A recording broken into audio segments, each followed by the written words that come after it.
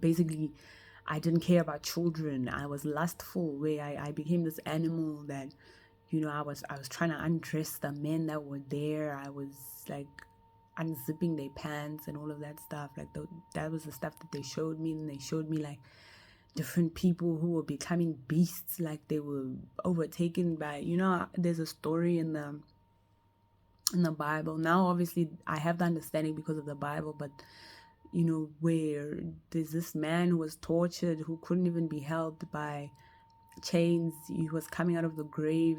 This man, like they showed me people who were just turning into like beasts and animals, where full-blown demons were just taking over people's bodies. Like that's the stuff where my heart was broken. I think I was supposed to have a heart attack. It felt like I was having a heart attack. It was so painful. I saw people like in red hoods, doing all of this stuff. And yeah, that's what happened. That when I woke up from that, I started having hallucinations. I started seeing like spirits and stuff all around me. I was screaming. I screamed, I had an awareness of what was going on, but like my mind was just too convoluted to put two and two together. That I started screaming. I came out of my neighborhood like screaming and, saying that this is my prison world. And I didn't realize that actually, yes, I've been in prison. That's what they've been doing. This is why they've been like using this familiar spirit that is a result of the death of my of my son, of the miscarriage that I have, to manipulate me, to be able to spy on me, to get me to see things, to get me to basically as spirit guide. How I've been manipulated, even to a point where I'm sleeping and I will be jolted out of sleep, like I don't have control over my body. Like almost as if I'm a zombie. Someone is using my body to just do whatever. I'll be jolted out of sleep. And recently it got so hectic, man, where, people have literally been... okay, let me just talk about me getting saved. Oh, but they've been causing me to like signal because they have certain signals that they use. So they've been causing me to signal, to send certain signals, through this familiar spirit. Like where I do certain signals with my hands, that I don't even mean to. Or even when I'm posting certain things in my business, they would have me signal. Or even when I speak, like I would say things like, 444, and I would stutter.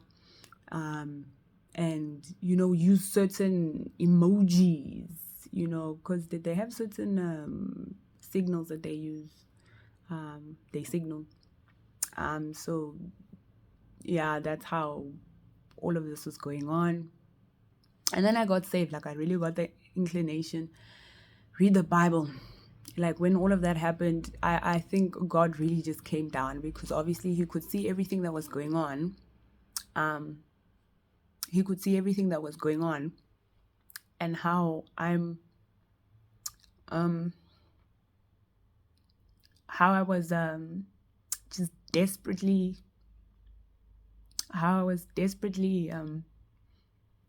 looking for help.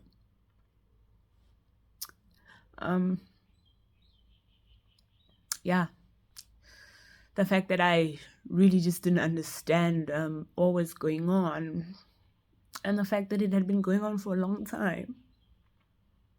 And these were the people that were surrounding me. The people who called themselves my friends, my families, people that I'd been dating.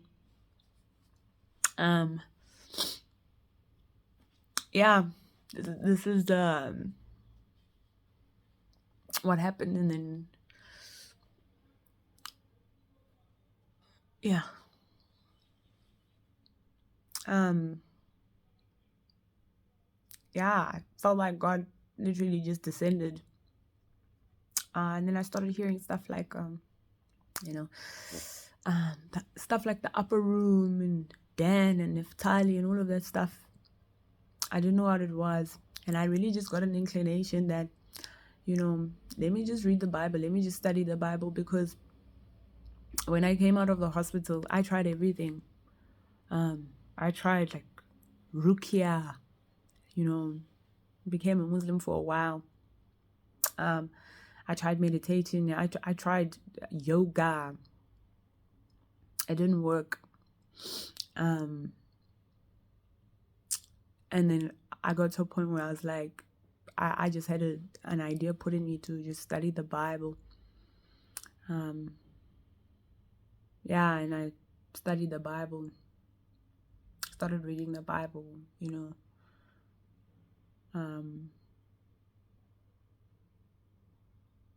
yeah, started reading the Bible. That's how I started like seeing, okay, the story about the Israelites and the 12 tribes and the Dan and Naphtali's, the stuff that was popping into my mind. And then I got saved. Then, because there's a church nearby where I live,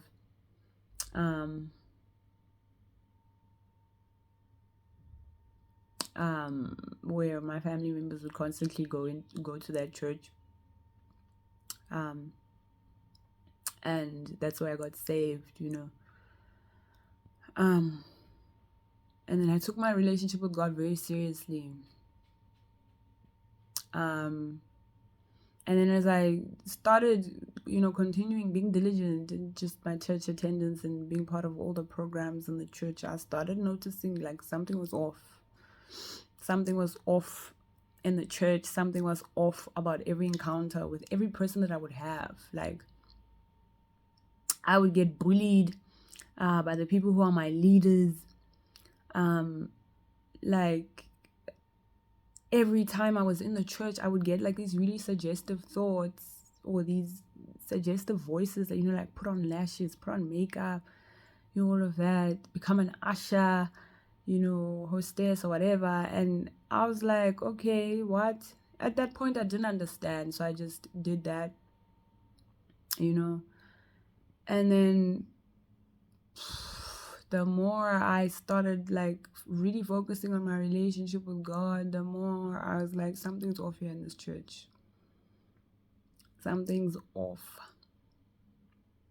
God taught me about the fruit, that you'll know the tree by watching the fruit, and the fruit of the church, where even the pastors were not kind. The senior pastor hates children. There was this one thing that he said where he was like, he was teaching about Abram and Abimelech, and how, every time Abram would dig a well, Abimelech would come and pollute the well with like dirt. He'd put dirt in the well. But the pastor said that he would come and put in dead bodies. And I'm like, what? That's so strange. I looked at every translation in the Bible. None of it says dead bodies, and then I would just wonder about a lot of things.